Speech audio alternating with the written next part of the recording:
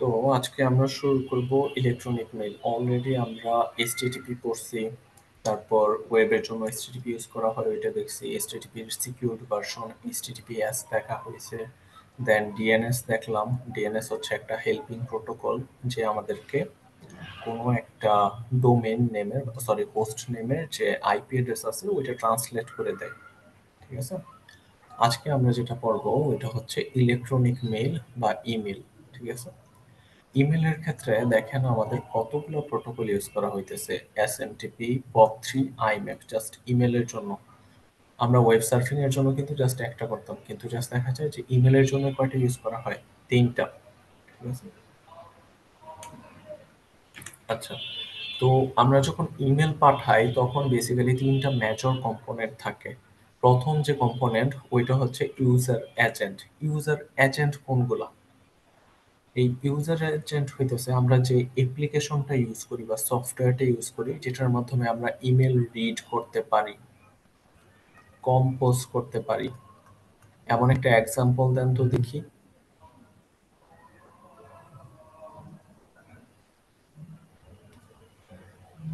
Hello. Sir বুঝে নেই, আরেকবার বলবেন। ইমেলের তিনটা মেজর কম্পোনেন্টের একটা হচ্ছে ইউজার এজেন্ট, যেটা হচ্ছে সফটওয়্যারটা যার মাধ্যমে আমরা ইমেল রিড করতে পারি তারপর কম্পোজ করতে পারি। এমন একটা সফটওয়্যারের এক্সাম্পল দেন তো। Sir web browser. যেমন ওয়েব ব্রাউজারের ওয়েব মেইলটা হচ্ছে সফটওয়্যার। ঠিক আছে, আমি যখন ইয়েস স্যার। mail.google.com লিখবো ওইটা, তারপর আমাদের জিমেল অ্যাপ আছে ওইটা, দেন আবার ওই যে থান্ডারবার্ড আছে ওইটা। ঠিক আছে, এইগুলো হচ্ছে ইউজার এজেন্ট যাদের মাধ্যমে আমরা রিড এবং কম্পোজ করতে পারি। তারপর আসতেছে মেল সার্ভার। মেল সার্ভার গুলো হচ্ছে এই যে এই সার্ভার গুলো। আমরা যখন একটা মেল পাঠাই মেলটা কিন্তু ডিরেক্ট আমাদের যে রিসিভার আছে রিসিভারের কাছে যায় না, যায় কোথায়? আমাদের মেল সার্ভারে যায়। ধরেন এইখানে একজন ভদ্রলোক কি করবে, একটা মেল পাঠাবে, এই মেলটা যাবে তার মেল সার্ভারে। আবার ধরেন যে এই ভদ্রলোক একটা মেল পাঠাবে, এই মেলটা কোথায় যাবে? তার ইউজার এজেন্ট থেকে এই মেল সার্ভারে যাবে। তাহলে মেল সার্ভার হচ্ছে এমন একটা জায়গা যেখানে মেলগুলো কি থাকে, স্টোর করা থাকে। ঠিক আছে, এবং থার্ড যে কম্পোনেন্ট ওইটা হচ্ছে SMTP protocol, simple mail transfer protocol. এই প্রোটোকলের মাধ্যমে বেসিক্যালি আমাদের যে সার্ভারগুলো আছে তারা কি করে কমিউনিকেট করে। দেখেন, একটা সার্ভার থেকে আরেকটা সার্ভারে যদি আমি মেল পাঠাতে চাই তাহলে আমার এসএমটিপি প্রোটোকলটা ইউজ করা লাগবে। এসএমটিপি প্রোটোকল ছাড়া কি করা যাবে না, একটা সার্ভার থেকে আরেকটা সার্ভারে মেল পাঠানো যাবে না। আমরা যখন ওয়েব সার্ফিং করছিলাম তখন সার্ভার থেকে পেজ নিয়ে আসার জন্য আমরা কোন প্রোটোকলটা ইউজ করছিলাম? এটা সার্ভার আর এটা হচ্ছে ক্লায়েন্ট। ক্লায়েন্ট কোন প্রোটোকলটা ইউজ করে সার্ভারের কাছ থেকে পেজ নিয়ে আসতো, ওয়েব পেজ?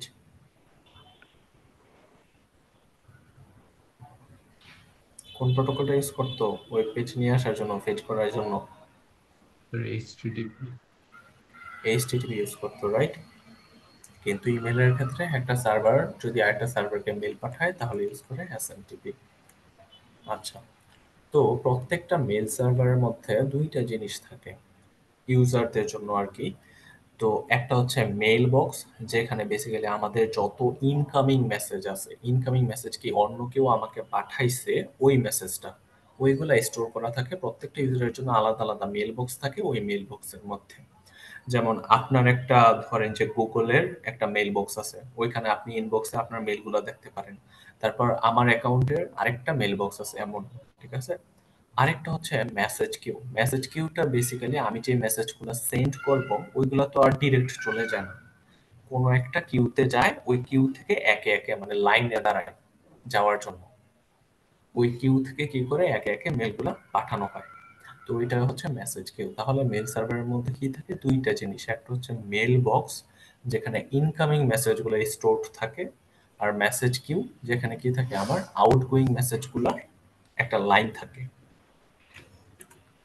আচ্ছা, আর এই যে এসএমটিপি প্রোটোকলটা যেটা আমাদের সার্ভার টু সার্ভার মেল পাঠানোর ক্ষেত্রে ইউজ করা হয়, এখানে কিন্তু সার্ভাররা কি করতে পারে, একটা ক্লায়েন্ট সার্ভার হিসেবে কাজ করে, মানে ক্লায়েন্ট হিসেবে কাজ করে একটা সার্ভার, যে মেল পাঠাইতেছে নাকি রিসিভ করতেছে?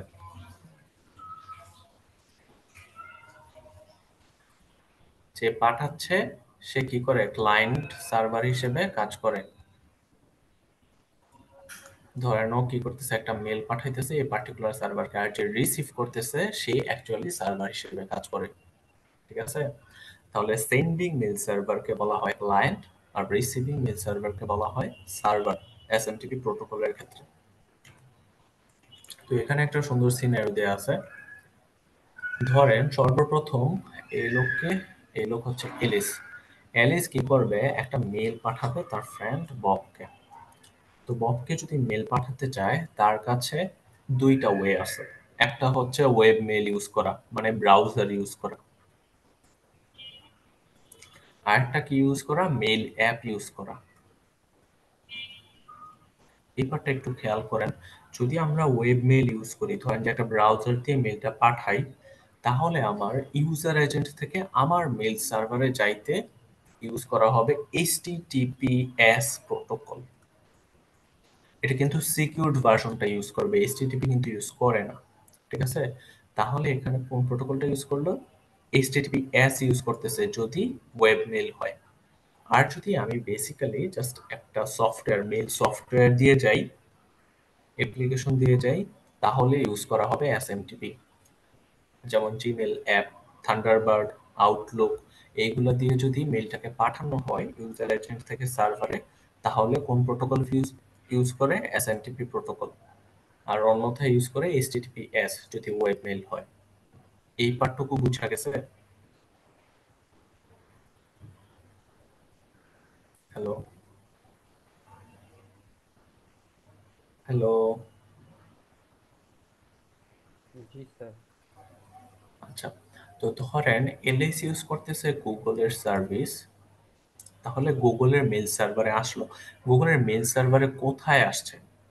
এটা কি একটা আউটগোয়িং মেল? এটা কি আমার মেসেজ কিউতে থাকবে নাকি মেল বক্সে যাবে গুগলের? আর বব ধরেন ইউজ করতেছে ইয়াহু। বলেন এলিস যখন মেলটা পাঠাইতেছে তখন কি এটা গুগলের মেসেজ কিউতে যাবে নাকি আপনার যে মেইল বক্স আছে এলিসের ওই মেইল বক্সে যাবে? Message queue. Message queue, because এটা হচ্ছে একটা আউটগোয়িং মেল। ঠিক আছে? তো দেখেন ওর মেসেজ কিউতে আসছে। এখন গুগল সার্ভার দেখতেছে, আচ্ছা I have to send an email to Yahoo server. সেই জন্য সে কি করবে? ইয়াহু সার্ভারের সাথে একটা কানেকশন ইস্টাবলিশ করবে, টিসিপি কানেকশন ইস্টাবলিশ করবে। তার মানে এসএমটিপি কোন প্রোটোকল ইউজ করে ট্রান্সপোর্ট লেয়ারে? টিসিপি প্রোটোকল ইউজ করে। আচ্ছা, তো টিসিপির কানেকশন ওপেন করলে মাঝে মাঝে দেখা যায় যে এই কানেকশনটাকে ফেল করতো, তখন ওরা কিন্তু কয়েকদিনের জন্য ট্রাই করতে থাকতো। তো ধরেন আমার কানেকশনটা ইস্টাবলিশ হয়ে গেছে, তখন সে কি করবে? তখন সে মেলটা এসএমটিপি প্রোটোকলের মাধ্যমে ইয়াহু সার্ভারে পাঠাবে। সার্ভার টু সার্ভার মেল ট্রান্সফারে অলওয়েজ এসএমটিপি ইউজ করা হবে। ঠিক আছে? এইখানে ওয়েব মেইল হোক আর যাই হোক না কেন, কি ইউজ করা হবে? এসএমটিপি ইউজ করা হবে। ইউজার এজেন্ট থেকে যখন আপনার মেল সার্ভারে যায়, দেন এটা ডিফারেন্সিয়েট হয়। যদি ওয়েব সার্ভার ওয়েব মেল হয় তাহলে এইচটিটিপিএস, আর না হলে এসএমটিপি। আচ্ছা, এইখানে দেখেন ইয়াহু মেল সার্ভারে ববের যে মেল বক্স আছে মেল বক্সে আসছে। ববের জন্য একটা পার্টিকুলার মেল বক্স আছে, এখানে জমা হয়েছে। আসার সাথে সাথে কিন্তু বব ওই মেলটা দেখতে পারবে না। তাকে অবশ্যই কি করা লাগবে? এই মেইলটাকে ফেচ করা লাগবে, রিকোয়েস্ট করবে যে আচ্ছা আমার কোনো নতুন মেইল আছে, মেইল যদি থাকে তাহলে কি করো আমাকে পাঠাও, এমন টাইপের একটা রিকোয়েস্ট। তো সে কি করবে? যখনই রিকোয়েস্ট করতেছে তখন সে ইউজ করবে পপ3 বা আইম্যাপ, এই দুইটা যে কোনো একটা প্রোটোকল। অ্যাগেন এটা যদি সে একটা মেল সফটওয়্যার ইউজ করে, সফটওয়্যার ইউজ করলে কি করবে? পপ3 বা আইম্যাপের মাধ্যমে মেলটাকে ফেচ করে নিয়ে আসবে। আর যদি সে ওয়েব মেল ইউজ করে, তাহলে বলেন তো কোনটা ইউজ হবে? কোন প্রোটোকল ইউজ হবে ওয়েব মেল ইউজ করলে? Sir HTTP, HTTPS. HTTPS use হবে। ঠিক আছে? আচ্ছা, তাইলে আমরা যদি সিম্পলি জাস্ট বলি, আমার ইউজার এজেন্ট থেকে মেল সার্ভারে পাঠানোর জন্য প্রোটোকল ইউজ হবে আইদার এসএমটিপি বা এইচটিটিপিএস। তারপর মেল সার্ভার থেকে আবার মেল সার্ভারে পাঠানোর জন্য ইউজ করা হবে এসএমটিপি প্রোটোকল। দেন আপনার মেল সার্ভার থেকে কিন্তু ইউজার এজেন্টে মানে রিসিভারের যে ইউজার এজেন্ট তার ইউজার এজেন্টে ডিরেক্ট যাবে না, রিসিভারকে কি করা লাগবে, ইনভোক করা লাগবে যে আমার মেলগুলা কি করো আমাকে পাঠাও। ওইটা করে সে আইদার POP3 বা IMAP দিয়ে যদি সফটওয়্যার হয়, আর যদি ওয়েব মেল হয় তাহলে ইউজ করা হয় HTTPS। তো এটা হচ্ছে আমাদের পুরো প্রসেসটা। তো এখন আমরা দেখি ইলেকট্রনিক মেল বা এসএমটিপি, এটা কিন্তু তার রিকোয়েস্ট ফর কমেন্ট নাম্বারটা এসএমটিপির। এসএমটিপির ক্ষেত্রেও কি ইউজ করা হয়, টিসিপি ইউজ করা হয়। এবং এসএমটিপির যে পোর্ট নাম্বার ওইটা হচ্ছে 25, এইচটিটিপির পোর্ট নাম্বার ছিল 80, আর এইচটিটিপিএস এর ছিল 443। তো দেখেন তিনটা ফেজ আছে মেসেজ পাঠানোর ক্ষেত্রে। এসএমটিপি হ্যান্ডশেকিং হবে মানে গ্রিটিং সার্ভার আর ক্লায়েন্টের মধ্যে, তারপর এসএমটিপি এর মেসেজটা ট্রান্সফার করবে, এসএমটিপি ক্লোজার হবে। তার আগে পরে কিন্তু আরো দুইটা জিনিস আছে, যেমন এই এসএমটিপি হ্যান্ডশেকিং এর আগে কি হবে, টিসিপি কানেকশন ইনিশিয়েশন। যেমন আমরা এইচটিটিপির ক্ষেত্রে দেখছিলাম না, যখন ওয়েব ব্রাউজারকে থেকে একটা রিকোয়েস্ট যায় আপনার সার্ভারের মধ্যে, তার আগেই কি করা হয়তো টিসিপি কানেকশন ওপেন করা হয়তো, ঠিক তেমনই এখানেও কি করা হবে, টিসিপি কানেকশন ওপেন হবে একটা আরটিটি দিয়ে। তারপর এসএমটিপি হ্যান্ডশেকিং হইলো, এসএমটিপি মেসেজ ট্রান্সফার হবে, দেন এসএমটিপি ক্লোজার হবে, ফাইনালি আবার যায় কি করবে, টিসিপি কানেকশন ক্লোজ হবে। জাস্ট লাইক এইচটিটিপি আমরা এসএমটিপির ক্ষেত্রেও ASCII টেক্সট ইউজ করি এবং কিছু স্ট্যাটাস কোড এবং ফ্রেজ আছে। তো এখানে একটা এক্সাম্পল দেওয়া আছে, দেখেন সর্বপ্রথম কি হইতেছে, এসএমটিপির হ্যান্ডশেকিং হইতেছে। এটা হচ্ছে আমার সার্ভার সাইড, ঠিক আছে। সার্ভার সাইড কোনটা ছিল, রিসিভিং সার্ভারটা।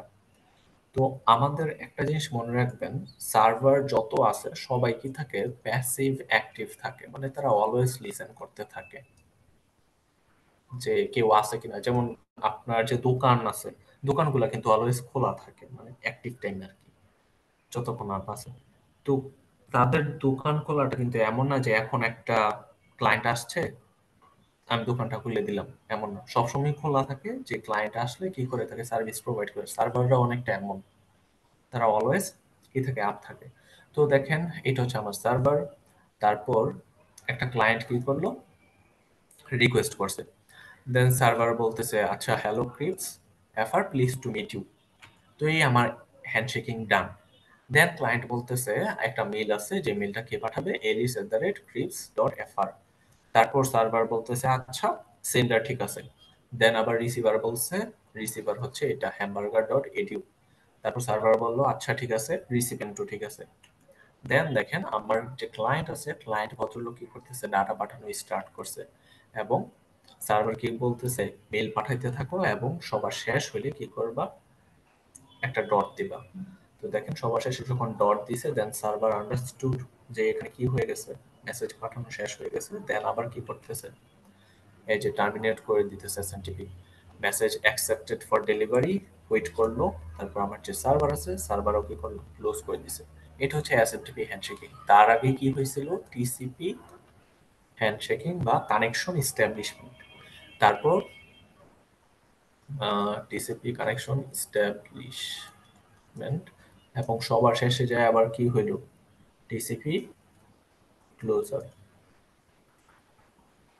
এই এক্সাম্পলটা কি বুঝা গেছে? হ্যালো,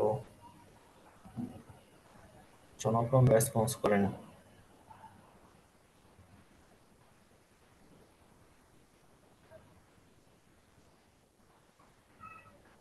বোঝা গেছে sir। ওকে, তো এসএমটিপি এবং এইচটিটিপির একটা কম্পারিজন দেওয়া আছে, পাশাপাশি এসএমটিপি সম্পর্কে কিছু বলা আছে। এখানে কি বলা, এসএমটিপি ইউজেস পারসিস্টেন্ট কানেকশনস। তার মানে আমার যে টিসিপি কানেকশনটা আছে ওইটা কয়বার ওপেন হবে, শুধু একবার ওপেন হবে শুরুতে, ঠিক আছে, এবং সবার শেষে যায় কি করবে, ক্লোজ করে দিবে। এর মাঝে আমার যা কিছু পাঠানোর সব কিছু পাঠাবো। এবং এখানে অবশ্যই একটা মেসেজ বডি থাকে, যেখানে 7 বিট ASCII কোড ইউজ করা হয়। এখানেও কিছু ওই যে ক্যারিজ রিটার্ন লাইন ফিড এই টাইপের জিনিসপাতি ইউজ করা হয় to determine end of the message. এখন আমরা যদি কম্পারিজন দেখি, এইচটিটিপি কে বলা হয় পুল প্রোটোকল। পুল মানে কি? টানা।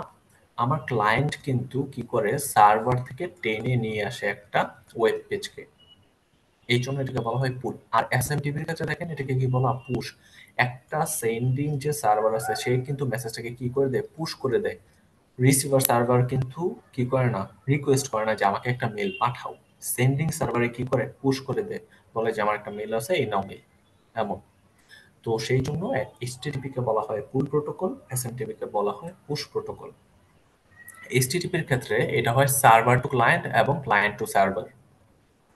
যেমন ক্লায়েন্ট কি করে, রিকোয়েস্ট করে এবং সার্ভার কি করে, রেসপন্স করে। আর এসএমটিপির ক্ষেত্রে মেইনলি যেটা দেখা যায় সার্ভার টু সার্ভার, একটা সেন্ডিং সার্ভার কি করে, রিসিভিং সার্ভারকে মেল পাঠায়। এখন আপনারা বলতে পারেন যে ইউজার এজেন্ট থেকে যখন আমার সার্ভারে মেল যায় অ্যাপ্লিকেশনের ক্ষেত্রে, তখন তো আবার এসএমটিপি ইউজ করে, ওইটা ইউজ করা হয়। বাট এখন ম্যাক্সিমাম মানুষ কি করে, ওয়েব মেল ইউজ করে, সেই জন্য ওইটা ঠিক বেশি ইউজ করা হয় না। তো সেই জন্য আমরা কি বলতে পারি, এসএমটিপি হচ্ছে একটা সার্ভার টু সার্ভার প্রোটোকল। দুইজনই আজকে কমান্ড রেসপন্স আছে, এই পার্টটা একটু ইম্পর্টেন্ট। দেখেন এইচটিটিপি এর ক্ষেত্রে আমার যতগুলো অবজেক্ট আছে প্রত্যেকটা অবজেক্টের জন্য কি থাকে, আলাদা করে রেসপন্স মেসেজ থাকে। যেমন ধরেন যে একটা অবজেক্টের জন্য রিকোয়েস্ট করলাম, ওর মেসেজ চলে আসছে।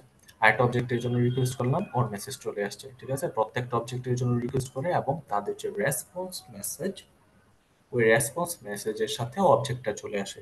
But in case of SMTP আপনার মাল্টিপল অবজেক্ট যদি থাকে, ওরা কি মাল্টিপার্ট মেসেজে আসে। আপনি একবার রিকোয়েস্ট করছেন, যতগুলো অবজেক্ট আছে তারা কি করবে, মাল্টিপার্টের মেসেজে চলে আসবে। দেখেন আপনি একবার রিকোয়েস্ট করছেন, কি করতেছে, অনেকগুলা অবজেক্ট চলে আসতেছে। It's like that. এই পার্টটা কি বুঝে গেছে?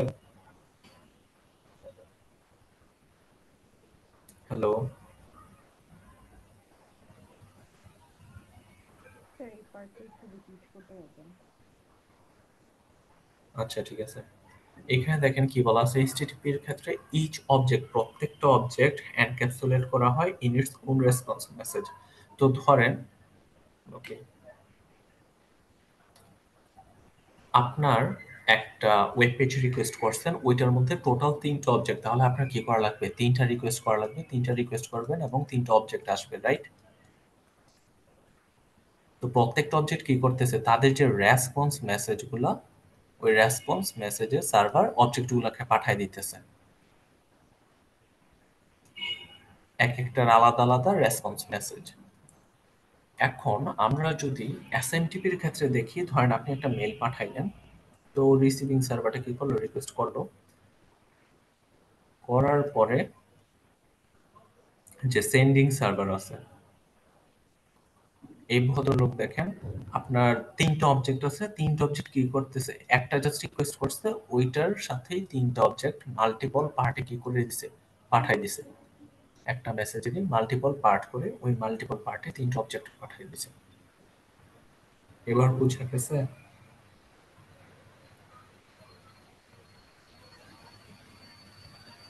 হ্যালো? স্যার আচ্ছা, তো আমরা মেসেজ ফরম্যাট অলরেডি জানি। আমাদের কি থাকে, হেডার লাইনে থাকে ফ্রম টু সাবজেক্ট থাকে, তারপর আমরা কি করি, অ্যাকচুয়াল মেসেজটা পাঠাই, রাইট? এই যে আমার হেডারের মধ্যে এই জিনিসপাতিগুলো থাকে, আর বডিতে আমরা যে মেইলটা পাঠাতে চাই ওইটা। এখানে অ্যাক্সেস প্রোটোকল গুলো দেওয়া আছে, অলরেডি এটা বলা হয়েছে। ইউজার এজেন্ট, এটা যদি একটা সফটওয়্যার হয় দেন এসএমটিপি ইউজ করে, আর যদি এখানে ওয়েব মেল ইউজ করা হয় তাহলে ইউজ করা হবে HTTPS, to send the email to my email server. এখন আমার ইমেল সার্ভার থেকে আমার ফ্রেন্ডের ইমেল সার্ভারে যাওয়ার জন্য যে প্রোটোকল ইউজ করা হয় ওইটা পিওরলি এসএমটিপি। দেন আমার রিসিভ করার জন্য কতগুলো প্রোটোকল আছে, আমি POP3 ইউজ করতে পারি, IMAP ইউজ করতে পারি, বা HTTPS ইউজ করতে পারি। ঠিক আছে, যদি ওয়েব মেল ইউজ করা হয় তাহলে HTTPS, আর যদি দেখা যায় যে কোনো সফটওয়্যার ইউজ করে, ইন দ্যাট কেস POP3 বা IMAP। তো এখানে POP3 আর IMAP এর একটা ডিফারেন্স দেয়া আছে, বলতে পারেন যে কম্পারিজন। একটা হচ্ছে পোস্ট অফিস প্রোটোকল আর একটা ইন্টারনেট মেসেজ অ্যাক্সেস প্রোটোকল। এখানে আমরা যদি মেল লোকেশন দেখি, মেলগুলা আমার লোকাল ওয়ার্ক স্টেশন, মানে আমার লোকাল যে ড্রাইভ আছে, ধরেন ড্রাইভে ডাউনলোড হয় এবং যে সার্ভার আছে মেইন সার্ভার থেকে ডিলিট হয়ে যায়।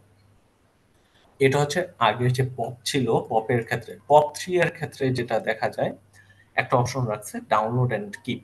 আপনি চাইলে আপনার লোকাল যে স্টেশন আছে, কম্পিউটার আছে, ওইখানে ডাউনলোড করতে পারবেন, পাশাপাশি সার্ভারের মধ্যেও এটাকে স্টোর করে রাখতে পারবেন। ঠিক আছে, এইটা পপ 3 দেয়। আর আইম্যাপের ক্ষেত্রে যা কিছু আছে সবকিছুই আপনার সার্ভারের মধ্যে থাকবে। আচ্ছা, তারপর আসি অ্যাক্সেসিং মেইল। আপনি পপ 3 এর ক্ষেত্রে জাস্ট একটা সিঙ্গেল ডিভাইস দিয়ে এট আ টাইম কি করতে পারবেন, মেইল অ্যাক্সেস করতে পারবেন। মাল্টিপল ডিভাইস দিয়ে অ্যাক্সেস করা পসিবল না। বাট আইম্যাপের ক্ষেত্রে আপনি কি করতে পারবেন, মেসেজ ভ্যারাইটি অফ ডিভাইস দিয়ে, মাল্টিপল ডিভাইস দিয়েও কি করতে পারবেন, অ্যাক্সেস করতে পারবেন। পপ 3 এর ক্ষেত্রে আপনি আপনার যে মেইল আছে, মেইল বক্সে কোনো ডিলিট করতে পারবেন না, মডিফাই করতে পারবেন না, বা ক্রিয়েট করতে পারবেন না সার্ভারের মধ্যে। আর আইম্যাপের ক্ষেত্রে আপনি ক্রিয়েট করতে পারবেন, ডিলিট করতে পারবেন, আপডেট করতে পারবেন, মানে আপনার মেইল বক্স আপনি যেভাবে চান ওইভাবে কি করতে পারবেন, সাজাইতে পারবেন। দেন রিডেবিলিটির ক্ষেত্রে দেখা যায় যে আমার পপ 3 যদি হয়, পুরো মেসেজটা যদি ডাউনলোড না হয়, তাহলে আমরা কি করতে পারি না, মেসেজটা দেখতে পারি না। আপনার পুরো একটা মেসেজ ডাউনলোড হবে, যে মেল পাঠাইছে পুরোটা ডাউনলোড হইলো, তারপর আপনি দেখতে পারবেন। ধরেন যে প্রায় 100 এমবির মতো অ্যাটাচমেন্ট পাঠাইছে, এই পুরো 100 এমবি ডাউনলোড হবে, দেন আপনাকে একসাথে মেলটা শো করবে। But in case of iMap আপনি কিন্তু পার্ট পার্ট ডাউনলোড করে কি করতে পারেন, দেখতে পারেন। আপনার যেটুকু পার্ট ডাউনলোড হবে ওইটুকু পার্টে কি করবে, শো করবে। আর ভাইরাসের কথা যদি বলি, আপনার ওয়ার্ক স্টেশনে ভাইরাস থাকে, অবশ্যই এটা কি ভালনারেবল টু এনি ভাইরাস। কারণ আপনার ওয়ার্ক স্টেশনের সিকিউরিটির চাইতে যে সার্ভার আছে, সার্ভার সিকিউরিটি অবশ্যই ভালো। তো সেই জন্য ভাইরাসের কথা বললে আপনার পপ 3 এর ক্ষেত্রে এটা একটা বাজে দিক। আবার আইম্যাপের ক্ষেত্রে ভালো দিক, সার্ভারে ভাইরাস অ্যাটাক করার possibility com. But in general আপনাকে যদি বলা হয় যে প্রাইভেসির ক্ষেত্রে কোনটা ভালো, কি বলবেন, পপ 3 নাকি আইম্যাপ? বিটুইন পপ 3 এবং আইম্যাপ প্রাইভেসির ক্ষেত্রে কোনটা ভালো? হ্যালো,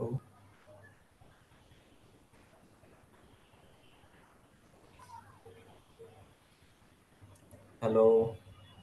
পপ 3 আর আইম্যাপ এর মধ্যে প্রাইভেসির ক্ষেত্রে কোনটা ভালো মনে হয়? স্যার পপ 3 কেন? এটা যেমন ডিভাইস স্পেসিফিক, সো এখানে তাহলে কি আইমুখ হওয়ার কথা, মানে এখানে তো তাহলে না, না। সিঙ্গেল পয়েন্ট ফেইলিয়ার থাকবে না পপ 3 তে? আচ্ছা, সিঙ্গেল পয়েন্ট ফেইলার না, এটা আসলে আপনার ভালোর জন্যই কাজ করে। দেখেন আপনার যা মেইল আছে সবগুলো আপনি কি করবেন, আপনার ডিভাইসের মধ্যে ডাউনলোড করে রাখবেন না? জি, কিন্তু একটা সার্ভারে থেকে কিন্তু মেইল, ডিলিট হলে তো সব চলে যাচ্ছে না। হ্যাঁ, ডিভাইস থেকে ডিলিট হলে সব চলে যাবে, এটা একটা বাজে দিক। বাট আপনার যেহেতু সবকিছু আপনার ডিভাইসে ডাউনলোড করা আছে, কেউ যদি সার্ভার হ্যাকও করে স্টিল আপনার মেলগুলো কি করতে পারবে না, ও অ্যাক্সেস দেখতে করতে পারবে পারবে না না। তখন। বাট আইম্যাপের ক্ষেত্রে কিন্তু এটা দেখা যেত, right? For that reason privacy ইস্যুতে অনেকে স্টিল কি করে, পপ 3 প্রেফার করে। ঠিক আছে। জি স্যার। আচ্ছা, এখানে এক্সাম্পল দেয়া আছে, যেমন ধরেন যে আপনার যে ফোল্ডার গুলো আছে, এই ফোল্ডার গুলা নিয়ে কোনো ধরেন যে হাইলাইটিং করছে বা কোনো কাজ টাজ করছে, এটা ধরেন যে আপনার কম্পিউটার দিয়ে কাজ টাজ করছেন, তারপর যখন আপনি আবার মোবাইল দিয়ে ওপেন করলেন, দেখেন যে হ্যাঁ, সবকিছু কি আছে, আগের মতোই আছে। বিকজ সবগুলো কোথায় সেভ হয়েছে, আপনার লোকাল ওয়ার্ক স্টেশনে।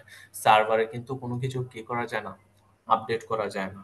ঠিক আছে, তো সেই জন্য আপনার কি হয় না, সিঙ্ক হয় নাই।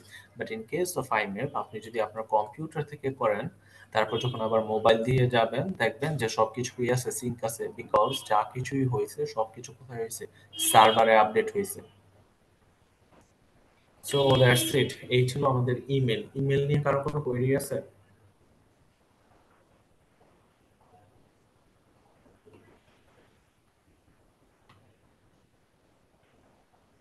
ওকে, আই এম অ্যাসিউমিং যে কারো কোনো কোয়েরি নাই। এখন আমরা ট্রান্সপোর্ট লেয়ারে মুভ করব। আমাদের অ্যাপ্লিকেশন লেয়ার শেষ।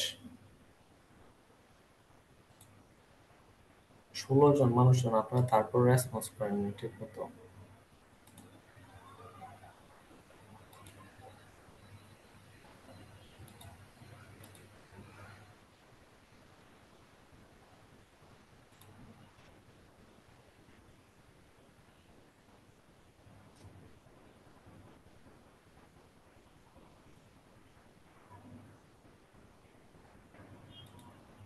আচ্ছা, অ্যাপ্লিকেশন লেয়ারে আমরা কিছু প্রোটোকল দেখছি। এখন আমরা ট্রান্সপোর্ট লেয়ারে মুভ করব। ট্রান্সপোর্ট লেয়ারে আজকে আমরা একটা প্রোটোকল দেখব। তারপর আরো একটা প্রোটোকল আছে, ওইটা মোটামুটি ভালোই বড় একটা প্রোটোকল। ওইটা সম্পর্কে ইন ডিটেলসে দেখব নেক্সট ক্লাস থেকে। আচ্ছা, তো ট্রান্সপোর্ট লেয়ার আমরা জানি অ্যাপ্লিকেশন লেয়ার কি করে ইউজারকে একটা ইন্টারফেস দেয় যাতে করে ইউজার কি করতে পারে, মেসেজ পাঠাইতে পারে, ঠিক আছে? এবং পাশাপাশি সে কি করে একটা সার্ভিস প্রোভাইড করে ইউজারকে, যেমন ইমেল সার্ভিস, তারপর ওয়েব সার্ভিস, এইগুলা। এখন ট্রান্সপোর্ট লেয়ারের ক্ষেত্রে আমরা দুই টাইপের প্রোটোকল দেখি। একটা হচ্ছে ইউডিপি বা ইউজার ডাটাগ্রাম প্রোটোকল, আর একটা হচ্ছে টিসিপি বা ট্রান্সমিশন কন্ট্রোল প্রোটোকল। অ্যাপ্লিকেশন লেয়ারে কিন্তু অনেকগুলা প্রোটোকল ছিল এবং সবাই কিন্তু ওয়েল নোন, প্রতিনিয়ত ব্যবহার করা হয়। ট্রান্সপোর্ট লেয়ারের ক্ষেত্রে আমরা মোস্টলি এই দুইটা প্রোটোকল ইউজ করি এবং দুইটারও কিছু ক্ষেত্র বিশেষে ইউজ করা হয়। এক এক জায়গায় এক একটা প্রোটোকল ইউজ করা হয়, ওইটা আমরা একটু পরেই দেখবো। তো এখানে সুন্দর একটা অ্যানালজি দেয়া আছে টু আইডেন্টিফাই যে ট্রান্সপোর্ট লেয়ার বেসিক্যালি কোন কাজটা করে। ধরেন এন এর বাসার মধ্যে 12টা বাচ্চা আছে। 12টা তো আঁকা পসিবল না, আমি 3টা আঁকলাম, ঠিক আছে? 1 2 3, এটা হচ্ছে এন এর বাসা। এবং বিলের বাসার মধ্যেও 12টা বাচ্চা আছে। 1 2 3, 3টা আঁকলাম। তো এন এর বাসায় যে 12টা বাচ্চা আছে, এই বাচ্চাগুলা কি করতেছে, চিঠি লিখতেছে বিলের বাসার 12টা বাচ্চাকে। তো চিঠি লিখলো, চিঠি লিখার পরে তারা তো আর নিজেরা যায় পোস্ট অফিসে দিতে পারবে না, দে আর কিডস। তো তারা কি করলো, এন কে দিল, তাদের যে চিঠিগুলো আছে এন কে দিছে। এন কি করছে, এটা তাদের যে পোস্ট অফিস আছে পোস্ট অফিসে নিয়ে জমা করে দিছে। তারপর পোস্টাল সার্ভিস দেখলো যে এন আছে খুলনাতে, তারপর বিল আছে ধরেন ঢাকাতে। তাহলে তারা কি করবে, ঢাকার যে পোস্ট অফিস আছে ঢাকার পোস্ট অফিসে পাঠাই দিবে মেলটা। পাঠানোর পরে ঢাকার পোস্ট অফিস কি করবে, বিলের যে মেল বক্স আছে বাসার ওইখানে যায় রেখে আসবে। দেন বিল দেখতেছে, আচ্ছা 12টা বাচ্চা কি করলো, লেটার পাঠাইছে আমার বাসার 12টা বাচ্চাকে। সে কি করে দিতেছে, আবার এগুলাকে ডিস্ট্রিবিউট করে দিতেছে লেটার গুলাকে। এই সিনারিওটা বুঝছি এখানে কি কি হয়েছে। হ্যালো? Yes, sir. আচ্ছা, তাইলে এই সিনারিওর সাথে আমাদের যে কমিউনিকেশন আছে, কমিউনিকেশনের কিন্তু অনেকগুলো মিল আছে। যেমন এই প্রত্যেকটা বাচ্চাকে you can consider as a process. আমরা যে প্রসেসগুলো থেকে কি করি, ডাটা পাঠাই, মানে অ্যাপ্লিকেশন চিন্তা করতে পারেন ফর নাও। তো এইগুলা কি ডিফারেন্ট টাইপের অ্যাপ্লিকেশন, একটা ডিসকর্ড, একটা ওয়েবের, আর একটা গেমসের। তো ডিফারেন্ট টাইপের অ্যাপ্লিকেশন। ওরা কি করলো, এন কে দিছিল না, এন হইতেছে আমাদের এই যে ট্রান্সপোর্ট লেয়ারের প্রোটোকল। ট্রান্সপোর্ট লেয়ার প্রোটোকল কি করে, ডিফারেন্ট অ্যাপ্লিকেশন থেকে ডাটাটা নিয়ে তারপর নেটওয়ার্ক লেয়ার পর্যন্ত পৌঁছে দেয়, রাইট? তো এই যে আমার একটা পোস্ট অফিস থেকে আরেকটা পোস্ট অফিসে যাওয়া, এটা হচ্ছে আমার নেটওয়ার্ক লেয়ারের প্রোটোকল। আর ট্রান্সপোর্ট লেয়ার প্রোটোকল কারা, এন আর বি। এন আর বিলের যে বাসা, এই বাসাগুলা হইতেছে বেসিক্যালি আমার হোস্ট গুলা বা ডিভাইস গুলা। আমাদের যে কম্পিউটার ওইগুলাকে আমরা এন আর বিলের বাসার সাথে চিন্তা করতে পারি। বাচ্চাগুলো হইতেছে প্রসেস, এবং যে মেসেজ অ্যাপ্লিকেশন গুলা পাঠায় ওইটা হচ্ছে লেটার। তাহলে আমরা কি দেখতেছি, আমাদের যে ট্রান্সপোর্ট লেয়ার আছে, ট্রান্সপোর্ট লেয়ারের মেইন কাজ হচ্ছে একটা অ্যাপ্লিকেশন থেকে নিবে ডাটা, নিয়ে আবার এই অ্যাপ্লিকেশন গুলাতে কি করবে, ফেরত দিয়ে দিবে। তার মানে একটা প্রসেস থেকে নিয়ে আরেকটা প্রসেসে নিয়ে যাওয়া। হ্যালো? স্ন্যাপ করবো এটা করছে by Nuwa and the mandate of heaven, এই সবকিছুই প্লেস করা হয়েছে সো দ্যাট দ্য এস্টাবলিশমেন্ট যেন মেনটেন করা যায়। আর Shang dynasty basically took advantage of this myths, আর পোর্ট্রে করছে তাদেরকে যে they are the protector of the stability and they use themselves to justify their rule. So these stories were not just folklore, but they are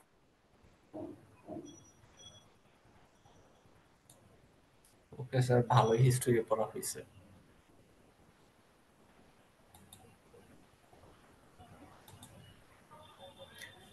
আচ্ছা ঠিক আছে।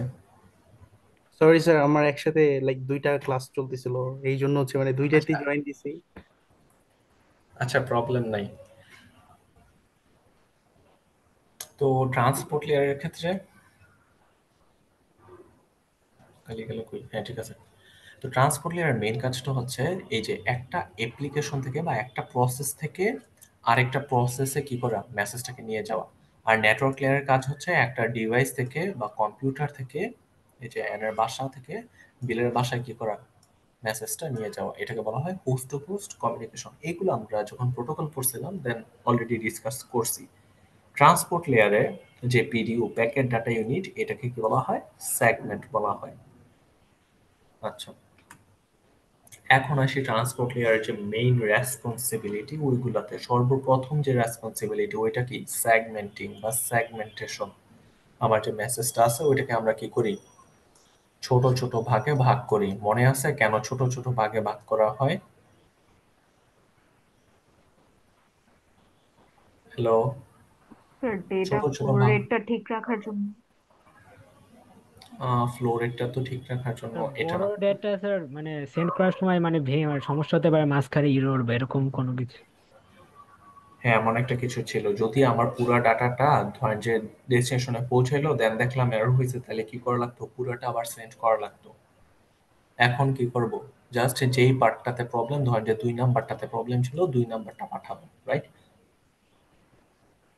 এবং ছোট data পাঠাইতে গেলে আমার প্রসেসটাও অনেকটা স্ট্রিমলাইন হয় আর কি, ইজি হয়।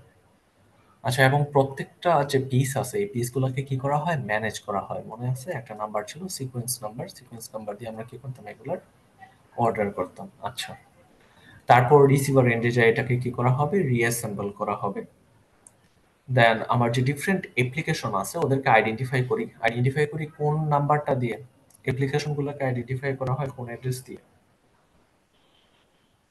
পোর্ট অ্যাড্রেসটা। Port port number. Address, very good, port address দিয়ে। তারপর মাল্টিপ্লেক্সিং ছিল। মাল্টিপ্লেক্সিং কি ছিল, আমরা নেটওয়ার্ক লেয়ারকে at the same time different process দিয়ে কি করতে পারি, ইউজ করতে পারি। যেমন একসাথে আমরা এখন ধরেন যে এই যে স্যার মাত্র কি করলেন, একটা ট্যাবে এই ক্লাস ওপেন করে রাখছেন আর একটা ট্যাবে অন্য একটা ক্লাস ওপেন করে রাখছেন। তো এটা পসিবল হইতেছে বিকজ অফ মাল্টিপ্লেক্সিং।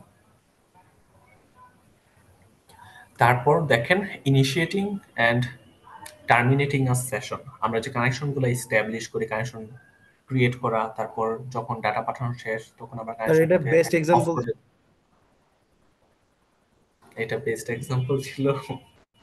মানে মানে মিউট যে করে নাই, আমি জয়েন দিছি দেখি যে মিউট করে নাই, ওখানে আবার একটা প্রেজেন্টেশন চলতেছিল, মানে ওখানে ওখানে কোয়েশ্চেন আচ্ছা, আছে, এই জন্য দুইটাই আমার রাখা লাগছে অন।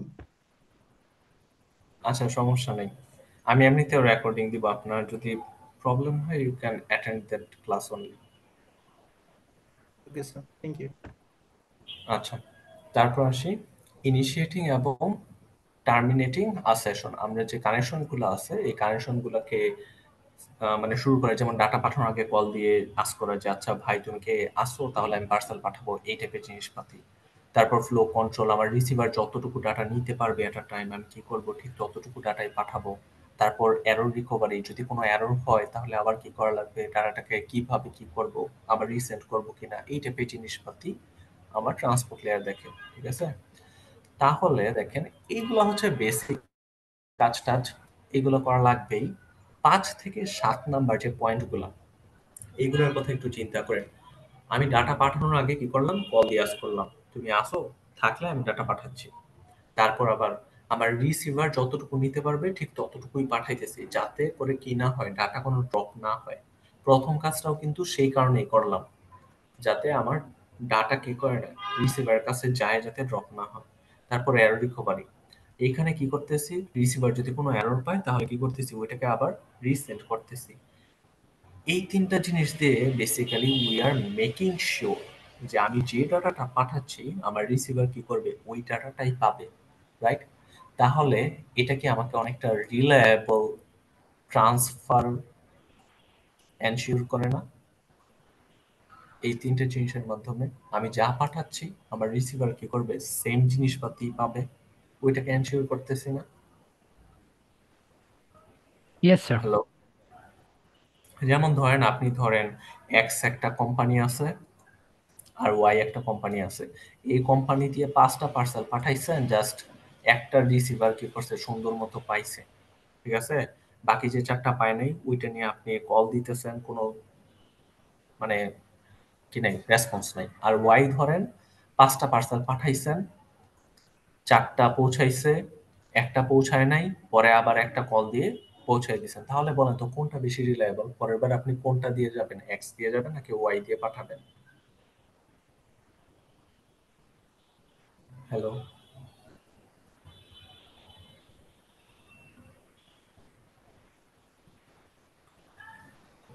স্যার ওয়াই দিয়ে পাঠাবো স্যার। ওয়াই দিয়ে পাঠাবেন, right, because it is more reliable.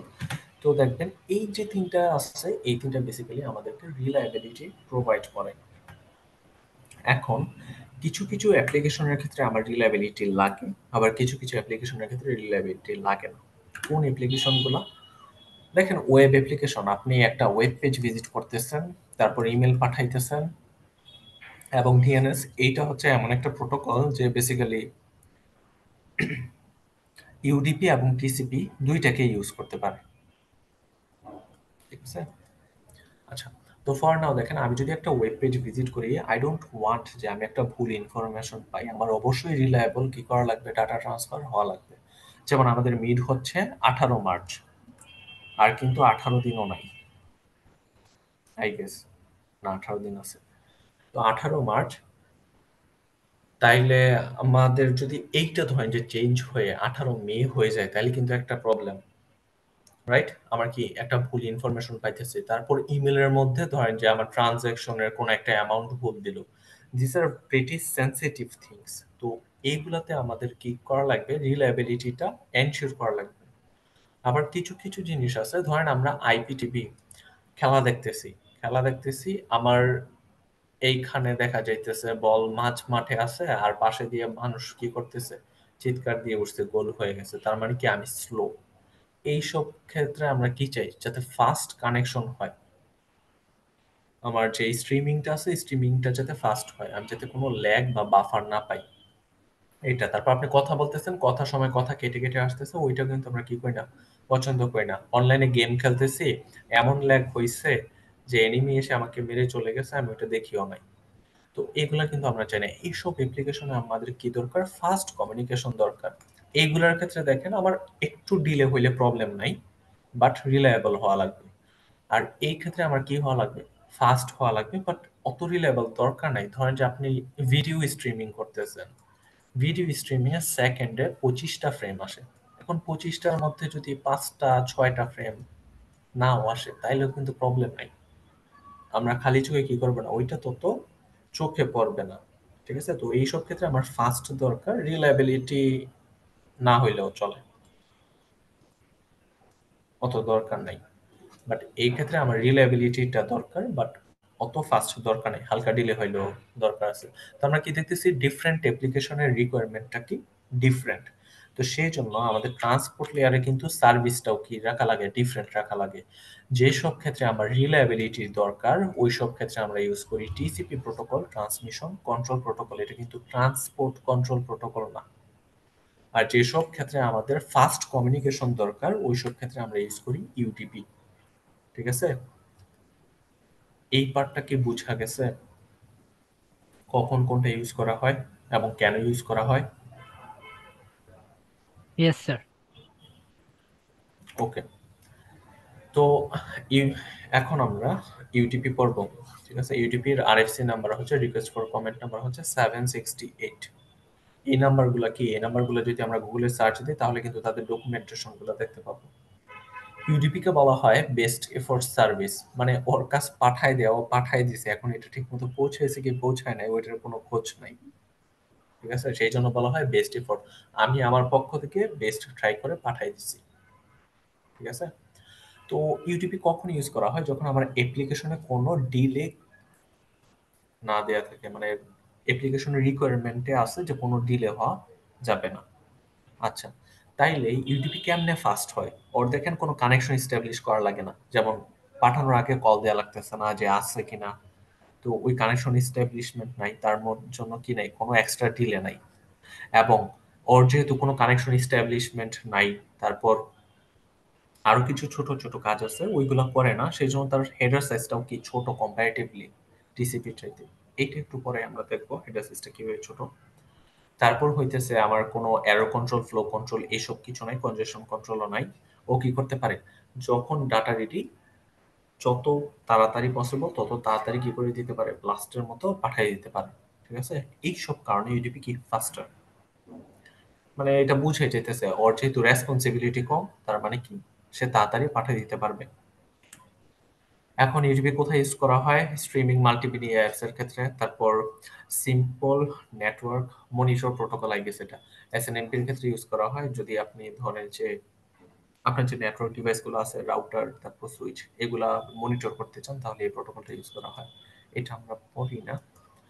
তারপর ডিএনএস এর ক্ষেত্রে বোথ ইউডিপি এবং টিসিপি ইউজ করা হয়। আরেকটা আছে নতুন যে এইচটিটিপি 3, এইচটিটিপি 3 তে কোন প্রোটোকল ইউজ করা হয়, ইউডিপি। আর এইচটিটিপির আগের ভার্সনগুলোতে কোন প্রোটোকল ইউজ করা হয়েছে, টিসিপি। সেই জন্য কিন্তু ওই যে টিসিপি হ্যান্ডশেকিং ছিল, টিসিপির জন্য যে একটা আরটিটি লাগতো, মনে আছে? হ্যালো? ইয়েস স্যার, মনে। আচ্ছা, তো এখন দেখেন HTTP 3 যদি ইউডিপি ইউজ করে তার মানে তো রিলায়েবল না। তাহলে আমরা ওয়েব পেজে যদি দেখি যে ভুল ইনফরমেশন চলে আসে, তাহলে ওইটা কিভাবে কি হবে? তো সেই জন্য আমার যে রিলায়েবিলিটিটা আছে, কেউ যদি ইউডিপি ইউজ করে ইন দ্যাট কেস রিলায়েবিলিটিটা অ্যাপ্লিকেশন লেয়ারে কি করা লাগবে, ইমপ্লিমেন্ট করা লাগবে। ঠিক আছে, ট্রান্সপোর্ট লেয়ারের কাজ থাকবে সিম্পল, জাস্ট ডাটা যত তাড়াতাড়ি পারে পাঠিয়ে দিবে। অ্যাপ্লিকেশন লেয়ার নিজে কি করবে, ওই রিলায়েবিলিটিটা প্রোভাইড করবে। এবং যদি কোনো এরর রিকভারি লাগে, ওইটাও কি হবে, অ্যাপ্লিকেশন স্পেসিফিক হবে। এক একটা অ্যাপ্লিকেশনের এরর রিকভারি এক এক রকম হবে। আচ্ছা, তো এখানে দেখেন যে প্রাইমারি রেসপন্সিবিলিটি গুলো আছে প্রথম চারটা, এগুলা বোথ ইউটিপি এবং টিসিপি করবে। বাট লাস্টের যে তিনটা আছে এগুলা কে করবে, শুধু টিসিপি করবে, কারণ রিলায়েবিলিটি শুধু টিসিপি প্রোভাইড করে, ইউটিপি প্রোভাইড করে না। আচ্ছা, তো আমরা প্রথমটাতে আসি, সেগমেন্টেশন। সেগমেন্টেশন কি হয়, আমার যে অ্যাপ্লিকেশন লেয়ার থেকে ডাটাটা আসছে এটাকে কি করলাম, ছোট ছোট ভাগে ভাগ করছি। এই যে তিনটা সেগমেন্টে ভাগ করছি, এবং সেগমেন্টে ভাগ করার পরে দেখেন ইউটিপি ডাটাগ্রাম এটা, আর এটা হচ্ছে টিসিপি সেগমেন্ট। এখানে পিস 1, সরি, 1 নাম্বার পিসের সাথে হেডার এড করছি, 2 নাম্বার পিসের সাথে হেডার এড করছি, 3 নাম্বার পিসের সাথে হেডার এড করছি। টিসিপির ক্ষেত্রেও কি করলাম, প্রত্যেকটা সেগমেন্টের সাথে হেডার এড করছি। এখন এই যে হেডার গুলো এড করছি, দুইটার হেডার কিন্তু দেখতে সেম না। ইউটিপির হেডারে এক টাইপের জিনিস থাকে, টিসিপির হেডারে আরেক টাইপের জিনিস থাকে।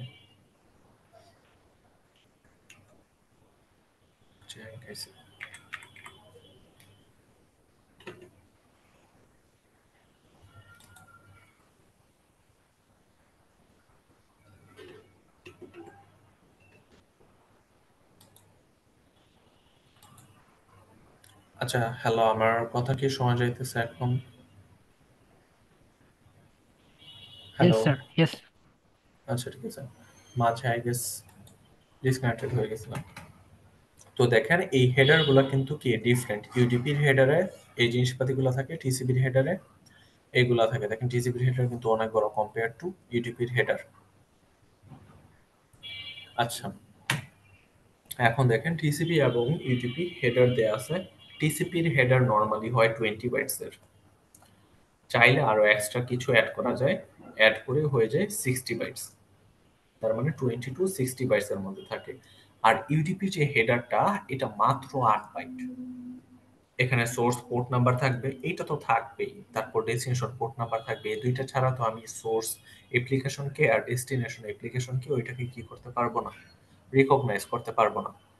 তারপর থাকে টোটাল লেন্থ। টোটাল লেন্থ হচ্ছে বেসিক্যালি আমার এই যে হেডার এবং ডাটা, ডাটাকে মাঝে মাঝে পেলোড বলা হয়, ডাটা এবং হেডার মিলায়ে যে টোটাল লেন্থ, ওইটা বসে আমার এখানে 16 বিট। আমি 16টা বিট দিয়ে কি করতে পারি, রিপ্রেজেন্ট করতে পারবো এখানে টোটাল লেন্থ কত। ধরেন যে আমার ডাটা এবং হেডার মিলে 500 বাইট হইলো, তাহলে আমি 500 বাইটকে এখানে রিপ্রেজেন্ট করব। তারপর আসতেছে কি চেকসাম। চেকসাম দিয়ে বেসিক্যালি আমরা যে ইয়েগুলা পাঠাইতেছি, হেডারটা,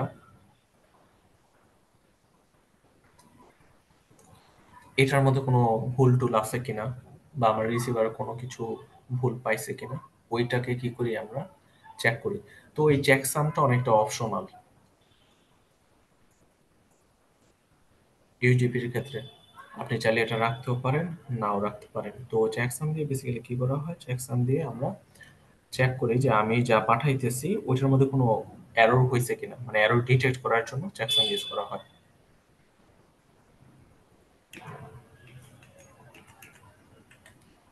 আচ্ছা, এখন আসি 3 নাম্বার ফাংশন, ওইটা হচ্ছে আইডেন্টিফাইং ডিফারেন্ট অ্যাপ্লিকেশনস।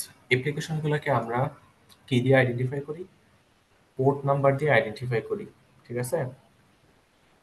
তো পোর্ট নাম্বার দিয়ে যদি আইডেন্টিফাই করি, পোর্ট নাম্বার হচ্ছে 16 বিটের, এখানে রেঞ্জ হচ্ছে 0 থেকে 65535 পর্যন্ত। এবং এখানে দেখেন 80 দিয়ে কি বুঝাইতেছে, এটা ওয়েবের, 25 হচ্ছে এসএমটিপি, 4070 হচ্ছে স্পটিফাই এর পোর্ট নাম্বার। আমাদের প্রত্যেকটা অ্যাপ্লিকেশনের কি থাকে, একটা করে পোর্ট নাম্বার থাকে। তো এই যে পোর্ট নাম্বার আছে, পোর্ট নাম্বারকে বেসিক্যালি 3টা ভাগে ভাগ করা হয় এবং এই পোর্ট নাম্বারগুলো কারা অ্যাসাইন করে, আইক্যান অ্যাসাইন করে, internet corporation for assigned names and numbers. তো 3টা ভাগ কি কি, একটা হচ্ছে প্রথমটা ওয়েল নোন, কয়টা রেজিস্টার্ড, কয়টা ডাইনামিক বা প্রাইভেট। আমাদের এই 3টা রেঞ্জ অবশ্যই মুখস্থ করা লাগবে। ওয়েল নোন হচ্ছে 0 থেকে 1023 পর্যন্ত, 1024 থেকে 49151 পর্যন্ত হইতেছে রেজিস্টার্ড, আর 49152 থেকে বাকি সবগুলো হইতেছে প্রাইভেট। ওয়েল নোন কখন ইউজ করা হয়, তো ধরেন আপনার যত ওয়েল নোন অ্যাপ্লিকেশন আছে, যেমন এসএমটিপি, POP3, তারপর কি বলে ডিএইচসিপি আছে, এইচটিটিপিএস, ডিএনএস, এগুলো কিন্তু ওয়েল নোন অ্যাপ্লিকেশন। এইগুলোর জন্য আমরা কি ইউজ করি, ওয়েল নোন একটা পোর্ট নাম্বার ইউজ করি, এই রেঞ্জ থেকে ইউজ করি। এগুলো কি ফিক্সড তাদের জন্য, আয়না কি করে দিছে, এগুলাকে অ্যাসাইন করে দিছে, এবং এই পার্টটা, ওয়েল নোন পার্টটা কন্ট্রোল করে কি আয়ানা। এই পার্টটা বোঝা গেছে, ওয়েল নোন পোর্ট নাম্বার গুলো। হ্যালো। Yes, sir. আচ্ছা, তারপর আসি আমরা registered port number. Registered port number হচ্ছে, এটাও আয়না প্রোভাইড করে, বাট ধরেন যে আপনি একজন ডেভেলপার বা অর্গানাইজেশন, আপনি নতুন একটা প্রোটোকল আনছেন, ইন দ্যাট কেস আপনি কি করবেন, একটা রেজিস্টার্ড পোর্ট নাম্বার ইউজ করবেন। আয়নার কাছে রিকোয়েস্ট করলে তারা কি করে দিবে, অ্যাসাইন করে দিবে। আপনার যে প্রোটোকল আছে, প্রোটোকল কেমন ইউজ হবে ওইটার উপর চিন্তা ভাবনা করে আর কি। তো এগুলা কি বলা হয়েছে, not so well known, but আপনার যদি দরকার পড়ে তাহলে এগুলাকে ইউজ করতে পারেন। যেমন অল্টারনেট এইচটিটিপি এর জন্য 2টা আছে, 8008, তারপর 8080, আরো কয়েকটা আছে। তারপর যেমন স্পটিফাই, এগুলা কি আমাদের রেজিস্টার্ড পোর্ট নাম্বার। ফাইনালি যেটা আছে ওইটা হচ্ছে ডাইনামিক পোর্ট। আচ্ছা, রেজিস্টার্ড আর ওয়েল নোন এর ক্ষেত্রে কিন্তু অনেকে গোলমাল পাকিয়ে ফেলেন। ওয়েল নোন হইতেছে যেগুলো ওয়েল নোন অ্যাপ্লিকেশন, আর রেজিস্টার্ড হইতেছে অত ওয়েল নোন না, বাট আপনি ধরেন যে নতুন একটা প্রোটোকল নিয়ে আসছেন, ওইটার একটা পোর্ট নাম্বার দরকার, তো সেই জন্য আমরা কি করবো, রেজিস্টার্ড পোর্ট নাম্বার ইউজ করব। ডাইনামিক পোর্ট নাম্বার, এটাকে প্রাইভেট বা এফিমেরালও বলা হয়। আচ্ছা বলেন তো, এফিমেরাল মানে কি?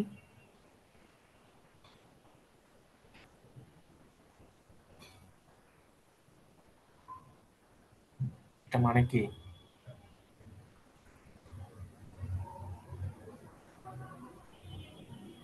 এনিওয়ান? এটা মানে হচ্ছে যেটা স্বল্প সময়ের জন্য ইউজ করা হয়, ঠিক আছে? তো ডাইনামিক পোর্ট অ্যাড্রেস গুলো বেসিক্যালি আমাদের ক্লায়েন্ট সাইডে ইউজ করা হয়। ক্লায়েন্ট সাইডে কেন ইউজ করা হয় আমরা যখন পরে দেখবো, দেন এই জিনিসটা বুঝবো। আর এই পোর্ট নাম্বারগুলো আয়না কখনো কন্ট্রোল করে না, এগুলা র্যান্ডমলি বসে, ঠিক আছে? এগুলাকে অনেকটা র্যান্ডম পোর্ট নাম্বারও বলা যায়। তো এগুলো হচ্ছে প্রাইভেট পোর্ট নাম্বার, যেগুলো খুব স্বল্প সময়ের জন্য ইউজ করা হয় এবং ক্লায়েন্ট সাইডে ইউজ করা হয়। এবং কেন ইউজ করা হয় ওইগুলো আমরা একটু পরেই দেখবো। এই এক্সাম্পলটা একটু সবাই মনোযোগ দিয়ে দেখেন। ধরেন আপনি কি করতেছেন, একটা ওয়েব পেজে যাবেন, cisco.com, গেলে আপনার কম্পিউটারে টাইপ করলেন www.cisco.com। টাইপ করার পরে আপনার কোন লেয়ারে আসলো? ট্রান্সপোর্ট লেয়ারে আসছে। ট্রান্সপোর্ট লেয়ারে কিন্তু আপনার সোর্স পোর্ট নাম্বার এবং ডেস্টিনেশন পোর্ট নাম্বার দেওয়া লাগবে। তো দিলেন, সোর্স পোর্ট নাম্বারটা দেখেন আর ডেস্টিনেশন পোর্ট নাম্বারটা কি 80। ডেস্টিনেশন এটা ঠিক আছে 80, বুঝলাম। আমি এইচটিটিপি দিয়ে যাইতেছি, ওয়েব পেজ যেহেতু ব্রাউজ করতেছি। সোর্স পোর্ট নাম্বারটা এমন কেন? এখানেও তো আমি এইচটিটিপি ইউজ করতেছি, এইচটিটিপি একটা রিকোয়েস্ট করতেছি, তাহলে সোর্স পোর্ট নাম্বারটা 80 ব্যতীত এটা কেন হলো? কেউ কি বলতে পারবেন? এটি ক্লায়েন্ট এরকম। হ্যাঁ, ক্লায়েন্ট সাইডে বুঝছি, ক্লায়েন্ট সাইডে ডাইনামিক কেন ইউজ করতেছি? এখানেও তো 80 দিতে পারতাম না? এটা তো এইচটিটিপির জন্য, রাইট? স্যার ডেস্টিনেশনটা তো ওয়েল নোন না, আর সোর্সটা তো ডাইনামিক। হ্যাঁ, সোর্সটা ডাইনামিক, কেন ডাইনামিক দেই ওইটা বলেন। এখানে 80 দিলে কি প্রবলেম হইতো? স্যার এখানে কি মাল্টিপল ইউজার একসাথে নেট ইউজ করছে এরকম কিছু হতে পারে? Multiple users? মানে ধরেন আমরা সব স্টুডেন্টসরা যদি একসাথে ইন্টারনেট ইউজ করতে থাকি ওরকম কিছু, তাহলে সবার আপনারা সবাই ডিটেক্ট একসাথে যদি করবে করেন কিভাবে? তাইলে সবার তো আইপি অ্যাড্রেস ডিফারেন্ট। ও আচ্ছা। বলেন কেন 80 দেওয়া পসিবল না? হুম। এটা আপনার কম্পিউটার। স্যার এটা কি তাহলে মানে আমরা ইন্টারনেটে তো বিভিন্ন জিনিস একসাথে করতে পারি, লাইক বিভিন্ন ইউসেজ টাইপের জন্য, লাইক আমি ইয়েস, একদিকে মেল ইউজ করছি আরেকদিকে ইউটিউব চালাচ্ছি। হ্যাঁ এইটাই। দেখেন আপনার কম্পিউটারের মধ্যে ধরেন আপনার এই যে ব্রাউজারটা আছে, ব্রাউজারটা দিয়ে আপনি অ্যাটলিস্ট 3টা ট্যাব ওপেন করে রাখছেন হয়তো, আমার হয়তো আরো কয়েকটা। তো প্রথম ট্যাবটাতে ধরেন আমি এই যে জুমের মিটিং করতেছি, পরের ট্যাবে আমি স্লাইড ওপেন করে রাখছি, তারপরের ট্যাবে আবার কি করা আছে, ধরেন যে ডিসকর্ড ওপেন করা আছে। তার মানে এক একটা ট্যাবে কিন্তু আমি এক এক রকমের জিনিসপাতি কি করতেছি, ব্রাউজ করতেছি বা সার্ভ করতেছি। তাইলে আমার এই ট্যাবে কি কখনো ডিসকর্ডের ইনফরমেশন আসবে? এই জুমের ট্যাবে কি কখনো ডিসকর্ডের ইনফরমেশন আসবে? No sir. না। কিভাবে বুঝছে এখানে জুমের ইনফরমেশনই পাঠাবে? যদি সবগুলাতে এইটি ইউজ করতাম সোর্স, তাইলে কিন্তু জীবনেও কি করতে পারতো না, আলাদা করতে পারতো না যে কাকে কোন জিনিসটা পাঠাবো। তো সেই জন্য আমাদের ক্লায়েন্ট সাইডে কি করা হয়, randomly generated port number use করা হয়। এইটা একটা ডাইনামিক রেঞ্জ থেকে দিবে, ধরেন যে 50K দিছে, এটা দিছে 55K, এটা দিছে 60K, ঠিক আছে? তো র্যান্ডমলি দিলে সুবিধাটা কি হইতেছে, যখন আমার কম্পিউটারের রেসপন্স গুলো আসছে, আমার কম্পিউটার দেখতেছে আচ্ছা এই ভদ্রলোকের যে রেসপন্স আছে এটা পাঠানো লাগবে এই পার্টিকুলার পোর্টে, জুমেরটা পাঠাবে 50K পোর্টে, তারপর যে এটা কি বলে স্লাইড সেটটা আছে, স্লাইড সেটটা পাঠাবে 55K পোর্টে, ঠিক আছে? এবার বুঝছি ক্লায়েন্ট সাইডে কেন ডাইনামিক ইউজ করা হয়।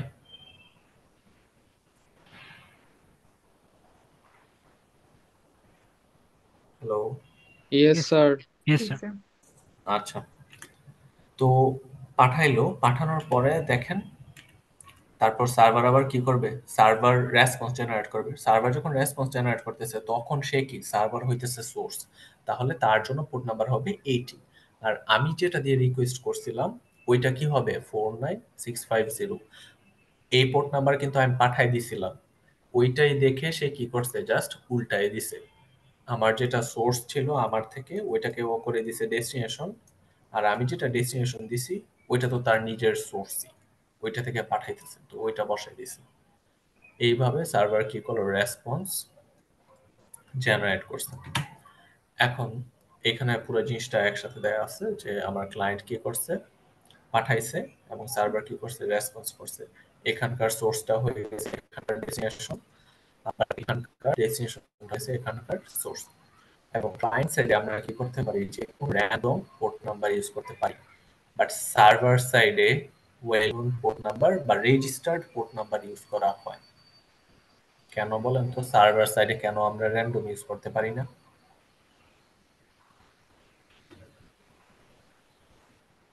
নর্মালি চিন্তা করেন কমন সেন্স দিয়ে সার্ভার সাইডে র্যান্ডম পোর্ট নাম্বার ইউজ করলে কি হইতো? তাহলে তো ওই যে ওই সেম ইনফরমেশনটা সবাই পাইতো না স্যার, এরকম কিছু? Sir same port same information মানে সেম পোর্ট মাল্টিপল মানুষ অ্যাক্সেস করা ট্রাই করতো, পরে পারতো না, ফেইল্ড হইতো এরকম। সেম পোর্ট এখনো তো সেম পোর্টই অ্যাক্সেস করা ট্রাই করতেছে। এই যে 80 পোর্টে দুনিয়ার যত মানুষ আছে সবাই রিকোয়েস্ট করতেছে এই সার্ভারকে। আচ্ছা, ডায়নামিক ইউজ করা মানে কি? ডায়নামিক পোর্ট নাম্বারটা হইলো এটা চেঞ্জ হবে, রাইট? এবং এটা কি না, ফিক্সড না। তাহলে দেখেন এই ভদ্রলোক ক্লায়েন্টে যখন পাঠাইতেছিল তার তো জানা লাগবে যে আচ্ছা রিসিভার পোর্ট নাম্বার কত। যদি ডায়নামিক হয় সে কি জানবে কখনো? সে তো জানে না সার্ভার যে এখন এই মোমেন্টে কোন পোর্ট নাম্বার ইউজ করতেছে, রাইট? সেই জন্য আমরা সার্ভার সাইডে কি করি, ওয়েল নোন পোর্টগুলো ইউজ করি যাতে মানুষজন কি করতে পারে এগুলো জানে যে যদি এইচটিটিপি হয় তাহলে এইটি দিয়ে পাঠিয়ে দিব, তারপর ডিএনএস হইলে কত দিয়ে 53 দিয়ে পাঠিয়ে দিব, এমন। ঠিক যেমন ধরেন যে আমাদের লাইব্রেরি লোকেশন যদি ডেইলি চেঞ্জ হয় তাহলে কি আপনি বলতে পারবেন যে আজকে লাইব্রেরি এই জায়গায় আছে? ওটা কিন্তু বলতে পারবে না। ইনফরমেশন ডেস্কে যাওয়া লাগবে, আজ করা লাগবে আচ্ছা ভাই আজকে লাইব্রেরি কই আছে, তারপর আপনার ওই লাইব্রেরিতে যাওয়া লাগবে। ঠিক যেমন আমরা ওই যে ডেস্টিনেশন আইপি অ্যাড্রেস ডিরেক্ট বসাইতে পারি, লাস্ট ক্লাসে পড়ছি। তার জন্য কি করা লাগে? Network layer destination IP address বসানোর জন্য কোন সার্ভিসটা ইউজ করা লাগে? ডিএনএস। ডিএনএস ইউজ করা লাগে। কিন্তু পোর্ট অ্যাড্রেসের ক্ষেত্রে দেখেন এইসব কিন্তু করা লাগে না। কারণ কি, সার্ভারগুলো অলওয়েজ একটা well known port address use করে। ঠিক আছে? এখন এটা যদি ওয়েল সার্ভার নোন, কি রেজিস্টার্ড ইউজ করতে পারবে? রেজিস্টার্ডটা তো ফিক্স থাকবে। অবশ্যই হ্যাঁ রেজিস্টার্ড ইউজ করবে। যদি ধরেন যে আমি স্পটিফাই এর জন্য রিকোয়েস্ট করি তাহলে স্পটিফাই এর সার্ভার কোন পোর্টে লিসেন করতেছে? 4070 পোর্টে। তাহলে আমার এখান থেকে কি করবে? 4070 পোর্টে পাঠাবে। এইগুলো আমাদের যে ক্লায়েন্ট সাইডে আছে, ক্লায়েন্ট সাইডে অ্যাপ্লিকেশন গুলো জানে যে আমার কোন পোর্টে পাঠানো লাগবে। ঠিক আছে? স্যার যেই ক্লায়েন্ট সাইডে যে ডাইনামিক যে পোর্টগুলো অ্যাড্রেস হইতেছে, এটা কি মাল্টিপল ইউজার্স এর জন্য সেম হইতে পারে না কখনো? অবশ্যই সেম হইতে পারে। এটা আমার পিসি কি করছে, জেনারেট করছে 49650। আপনার পিসিও তো র্যান্ডমলি জেনারেট করছে। তো এটা কি দুইটা সেম হইতে পারে না? অবশ্যই সেম হইতে পারে। দুইটা ক্লায়েন্ট যদি সেম পোর্ট মানে ডাইনামিক অ্যাড্রেস নিয়ে যদি একই টাইমে রিকোয়েস্ট করে, তখন সার্ভার কি ডিফারেন্ট ইনফরমেশন দুইজনকে দিতে পারে না? দেখেন তো দুইজনের কি আইপি অ্যাড্রেস সেম থাকবে? ও আচ্ছা, না স্যার, বুঝছি স্যার। আচ্ছা, এই এক্সাম্পল গুলো আসতেছে, ইটস গুড যে আপনারা এই কোশ্চেন গুলো আস্ক করতেছেন। আচ্ছা, তাহলে এখানে দেখেন আমি যদি আমার সেম পিসি থেকে এই সেম সার্ভারের মধ্যে রিকোয়েস্ট করতেছি দুইটা ডিফারেন্ট ট্যাব দিয়ে, তাহলে অবশ্যই কি হবে, তাদের পোর্ট অ্যাড্রেস গুলো ডিফারেন্ট হবে। কারণ আমার একটা পিসিতে তো আর দুইটা অ্যাপ্লিকেশনকে সেম পোর্ট অ্যাড্রেস দিবে না, তাহলে তো আর ওই যে ইউনিকলি আইডেন্টিফাই হইতেছে না। তো সেই জন্য দেখেন র্যান্ডমলি জেনারেট করছে, এটা হয়েছে 655। তো সার্ভার দেখতেছে দুইটা কি আসছে, সেম জায়গা থেকে আসছে, সেম ডিভাইস থেকে আসছে, তাদের কি পোর্ট অ্যাড্রেস গুলো ডিফারেন্ট। তো সে কিন্তু দুইটাকে কি করবে, ডিফারেন্ট সেশন হিসেবে দেখবে। আচ্ছা, তারপর হ্যাঁ এটাই বলা আছে এখানে। তো সার্ভার কি করতেছে, দুইটাকে ডিফারেন্টলি আইডেন্টিফাই করতেছে বা সেশন আইডেন্টিফাই করতেছে কি দিয়ে, এই যে ডিফারেন্ট সোর্স পোর্ট অ্যাড্রেস দিয়ে। আবার মাঝে মাঝে এমন হইতে পারে যে দুইটা পিসি কি করবে, আচ্ছা এটাতে আমি পরে আসতেছি। দুইটা পিসি কি করতেছে, দুইটা পিসি সেম পোর্ট অ্যাড্রেস জেনারেট করে ফেলছে। তাইলে তাদেরকে আমরা কিভাবে আইডেন্টিফাই করব? তাদেরকে আইডেন্টিফাই করি with the help of socket address. Socket address হচ্ছে আইপি অ্যাড্রেস এবং পোর্ট অ্যাড্রেসের সমন্বয়ে গঠিত একটা অ্যাড্রেস। ঠিক আছে? তো সকেট অ্যাড্রেস দেখতে অনেকটা এমন যে আইপি অ্যাড্রেস তারপর কোলন দিয়ে পোর্ট অ্যাড্রেস বসায়। তো দেখেন দুইটা ডিভাইসের পোর্ট অ্যাড্রেস সেম, বাট তাদের আইপি অ্যাড্রেস ডিফারেন্ট হওয়াতে সকেট অ্যাড্রেস কি হয়ে গেছে, ডিফারেন্ট হয়ে গেছে। এইটা দেখে আমার যে সার্ভার আছে সার্ভার আইডেন্টিফাই করতে পারে আচ্ছা এই দুইটা কি, দুইটা ডিফারেন্ট সেশন, দুইটা ডিফারেন্ট কানেকশন। এইটুকু বুঝা গেছে? জি স্যার। আচ্ছা, এখন আমরা এই ট্যাবটাতে আসি। তো আমার যে সেশনগুলো আছে, সেশনগুলোকে কিভাবে ইউনিক রাখে because of this socket addresses. তো এখানে দেখেন আমার যে আইপি অ্যাড্রেসটা আছে, আইপি অ্যাড্রেসটা সেম, বাট যেহেতু পোর্ট অ্যাড্রেসটা ডিফারেন্ট হয়ে গেছে, তার মানে কি socket address different. Socket address different হলে কি থাকবে, আমার এই সেশনগুলা ইউনিক থাকবে। ওকে, তো আমি যদি দেখতে চাই যে আমার কোন কোন কি বলে সার্ভিস টিসিপি আর ইউটিপির মধ্যে অ্যাক্টিভ আছে বর্তমানে, আপনি জাস্ট নেটস্টেড /n দিতে পারেন, তাহলে দেখবেন যে এই জিনিসগুলো আছে। এখন এখানে কি কোনো একটা জিনিস লক্ষ্য করতেছেন, ইউটিপির ক্ষেত্রে কোনো স্টেট নাই, বাট টিসিপির ক্ষেত্রে স্টেট আছে। রিজনটা কি? কারণ হইতেছে ইউটিপি কি কানেকশন এস্টাবলিশমেন্ট তারপরে এই কাজগুলো করতো,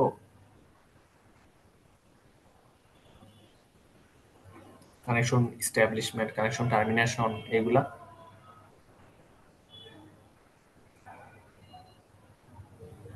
এগুলা কি ইউটিপি করে? করে না স্যার। করে না, সেই জন্য এখানে কি নাই, স্টেট গুলো নাই। ঠিক আছে, তো এটা হচ্ছে আমার যে লোকাল অ্যাড্রেস, দ্যাট মিনস আমার যে সোর্স, ওইটা আমার ডিভাইসের সকেট অ্যাড্রেস গুলো দেখেন, আইপি অ্যাড্রেস তারপর কোলন দিয়ে এই দিয়ে আছে 139। তারপর এটা হচ্ছে ফরেন অ্যাড্রেস বা যে রিসিভার আছে, ডেস্টিনেশন সকেট অ্যাড্রেস গুলা এখানে। এগুলা টিসিপি ইউজ করতেছে, source IP, source port, destination IP, destination port. So you can just check it by giving the command. এখন আসি মাল্টিপ্লেক্সিং এর ক্ষেত্রে। মাল্টিপ্লেক্সিং কি ছিল? মাল্টিপ্লেক্সিং ছিল আমরা এট the same time different application দিয়ে কি করতে পারি, নেটওয়ার্কের লেয়ারকে অ্যাক্সেস করতে পারি। ট্রান্সপোর্ট লেয়ার কি করে, ডিফারেন্ট অ্যাপ্লিকেশন থেকে ডাটা নিবে, ডাটা নিয়ে তারপর আমাদের যে নেটওয়ার্ক লেয়ার আছে, নেটওয়ার্ক লেয়ারকে পাঠায় দিবে। এটাই হচ্ছে মাল্টিপ্লেক্সিং। দেখেন ডিফারেন্ট লেন থেকে কি করতেছে, গাড়ি এসে একটা লেন দিয়ে যাইতেছে, এই একটা লেন হইতেছে আমাদের নেটওয়ার্ক লেয়ার। ট্রান্সপোর্ট লেয়ার কি করবে, এই ডিফারেন্ট লেন থেকে গাড়িগুলোকে নিয়ে এসে নেটওয়ার্ক লেয়ার পর্যন্ত পৌঁছায় দেবে, দ্যাট ইজ কল্ড মাল্টিপ্লেক্সিং। আর ডিমাল্টিপ্লেক্সিং কি, এই যে একটা লেন থেকে ডিফারেন্ট ডিরেকশনে যাইতেছে এটা। তো আমার রিসিভার এন্ডে যখন পৌঁছায় ডাটাগুলা, এখানে কিন্তু ডিফারেন্ট অ্যাপ্লিকেশনের ডাটা আছে। ট্রান্সপোর্ট লেয়ার কি করে, নেটওয়ার্ক লেয়ার থেকে ডাটাটা নেয়, তারপর দেখে আচ্ছা ঠিক আছে এই ডাটাটাকে আমার পৌঁছানো লাগবে স্কাইপিতে। এটা কিভাবে বুঝছে, অবশ্যই ওই যে সকেট অ্যাড্রেসটা দেখে, সকেট অ্যাড্রেসটা দেখে পাঠায় দেয় স্কাইপিতে, তারপর এটা পাঠাবে ফায়ারফক্সে, এটা ফায়ারফক্সে পাঠিয়ে দিবে, নেটফ্লিক্সেরটা নেটফ্লিক্সে পাঠিয়ে দিবে। ঠিক আছে, ওকে।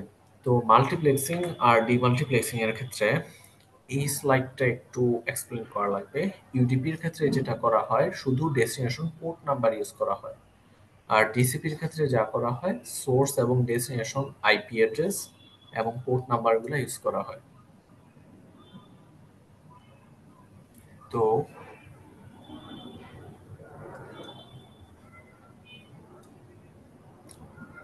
আচ্ছা, এই পার্টটা আমাকে একটু মনে করে দিন, এটা আমি নেক্সট ক্লাসে দেখাবো।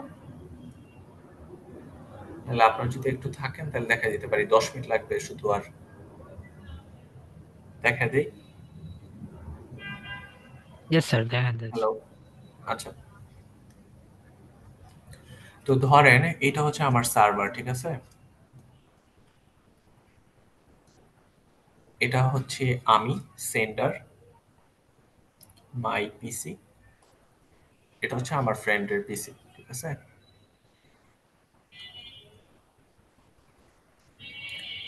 ইউটিপির ক্ষেত্রে আমি এখানে ইউজ করতেছি, এটা হচ্ছে আমার আইপি অ্যাড্রেস, আর পোর্ট অ্যাড্রেস ধরেন ইউজ করতেছি 50K। আর এখানে সার্ভারে ধরেন যে এটার আইপি অ্যাড্রেস হচ্ছে বি এবং পোর্ট অ্যাড্রেস হইতেছে 2K। এটা হচ্ছে আমার ফ্রেন্ডের পিসি, তার পোর্ট অ্যাড্রেস হইতেছে ধরেন 60K। সার্ভারে জাস্ট একটা সকেট ওপেন থাকে। সকেট বলতে আমরা বেসিক্যালি দরজা চিন্তা করতে পারি, ঠিক আছে। আপনার একটা রুমের ক্ষেত্রে কি থাকে, একটা দরজাও থাকতে পারে, মাল্টিপল দরজাও থাকতে পারে।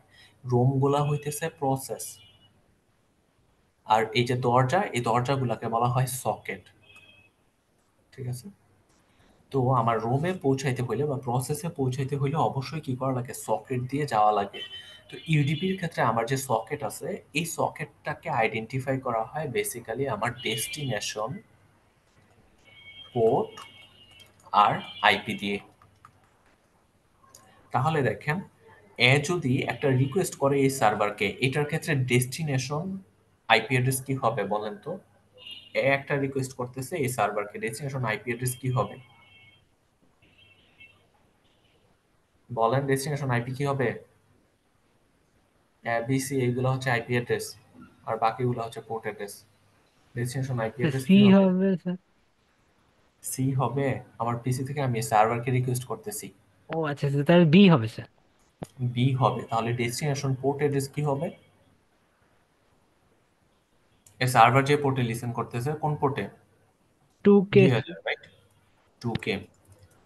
এইটা দিয়ে বেসিক্যালি আমার কি করা হইতেছে, সকেটটাকে আইডেন্টিফাই করা হইতেছে ইউডিপির ক্ষেত্রে। কারণ ইউডিপির ক্ষেত্রে শুধু দুইটা জিনিস ইউজ করা হয়, একটা হচ্ছে ডেস্টিনেশন পোর্ট অ্যাড্রেস, আর একটা হচ্ছে destination IP address.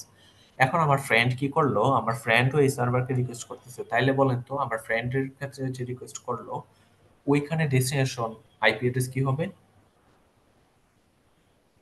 Again B হবে, সার্ভারকে রিকোয়েস্ট করছে। এবং ডেস্টিনেশন পোর্ট অ্যাড্রেস কি হবে? 2K। 2K হবে। Very good.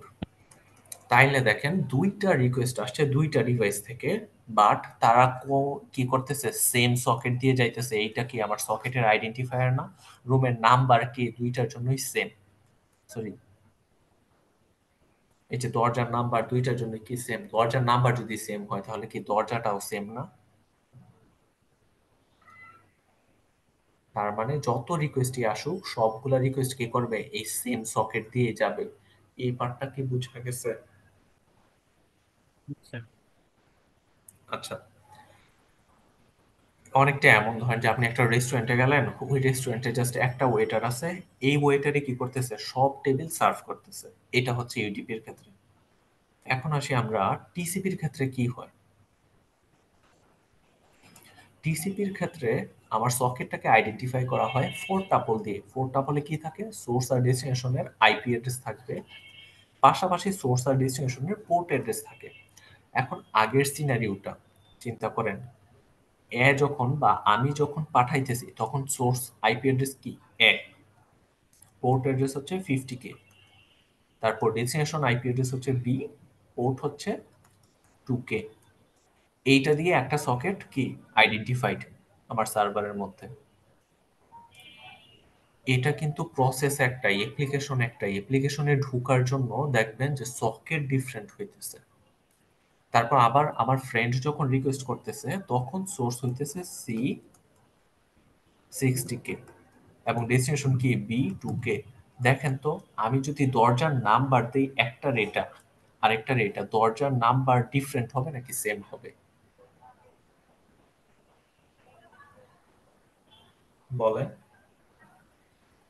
ডিফারেন্ট হবে না স্যার? ডিফারেন্ট হবে, রাইট? ডিফারেন্ট মানে কি, আমার দরজাটাও ডিফারেন্ট, তার মানে সকেটও কি ডিফারেন্ট। এই অ্যাপ্লিকেশনটাতে পৌঁছানোর জন্যই সে কি করলো, এখন দুইটা দরজা ওপেন করছে। একটা দরজা দিয়ে বা একটা সকেট দিয়ে আমার সাথে সে কমিউনিকেট করতেছে, আরেকটা সকেট দিয়ে কি করতেছে, আমার ফ্রেন্ডের সাথে কমিউনিকেট করতেছে। এখন বলেন তো, আমি যদি আরেকটা ট্যাব ওপেন করি তাহলে ওইটার ক্ষেত্রেও কি সেম সকেটে যাবে নাকি আরেকটা ডিফারেন্ট সকেটে যাবে? স্যার ডিফারেন্ট বলেন বলেন। ট্যাবের জন্য ডিফারেন্ট পোর্ট নাম্বার হয়ে যাবে না? ইয়েস, ডিফারেন্ট পোর্ট নাম্বার হবে। ধরেন যে 70K হইলো, তাইলে কি আমার আইপি অ্যাড্রেস ঠিক আছে সেম, পোর্ট অ্যাড্রেসটা কি ডিফারেন্ট। তাহলে দেখেন স্টিল কি হইতেছে, আমার দরজার নাম্বারটা বা সকেট নাম্বারটা ডিফারেন্ট হয়ে গেছে। এই সকেটের যে আইডেন্টিফায়ার ডিফারেন্ট হয়ে গেছে, সেই জন্য কি হবে, এটা আরেকটা সকেট দিয়ে যাবে। তো মনে আছে ট্রান্সপোর্ট লেয়ারে যে বলছিলাম যে কানেকশন ইস্টাবলিশ করে, কানেকশন ইস্টাবলিশের সময় সে কি করে ফেলে, এই সকেটটা ওপেন করে ডিফাইন করে ফেলে, তোমাকে আমি শুধু এই যে সকেটটা আছে এই সকেটটা দিয়ে তোমার সাথে আমি কমিউনিকেট করব। প্রত্যেকের জন্য কি করছে, আলাদা আলাদা দরজা ওপেন করে রাখছে টিসিপি এর ক্ষেত্রে। এই জন্যই কিন্তু এটা বেশি রিলায়েবল। এবং ধরতে পারেন যে আপনি এখন রেস্টুরেন্টে গেছেন, প্রত্যেকটা টেবিলের জন্য কি আলাদা আলাদা করে ওয়েটার আছে, ঠিক আছে? তো সেই জন্য আমার যে ডিমাল্টিপ্লেক্সিংটা হয়, ডিমাল্টিপ্লেক্সিং এ ইউডিপির ক্ষেত্রে দেখেন ডেস্টিনেশনে যেহেতু পৌঁছায় গেছে, ডেস্টিনেশনে আইপি অ্যাড্রেস তো সেম হবে, শুধু কি দেখা লাগতেছে, পোর্ট নাম্বারটা দেখা লাগতেছে। বাট টিসিপির ক্ষেত্রে আমার কি করা লাগবে, পুরো 4টা ভ্যালুই দেখা লাগবে, কারণ 4টা ভ্যালু না দেখলে কিন্তু আমি বুঝতে পারবো না যে কোথায় যাওয়া লাগবে, কোন সকেটটা দিয়ে পাঠানো লাগবে। কারণ সকেটগুলোর নাম্বার কি দিয়ে, এই 4টা ভ্যালু দিয়ে করা আছে। আমি যখন দেখবো যে 4টা ভ্যালু মিলছে, দেন ওই সকেটটা দিয়ে পাঠিয়ে দিব। এই পার্টটা বোঝা গেছে?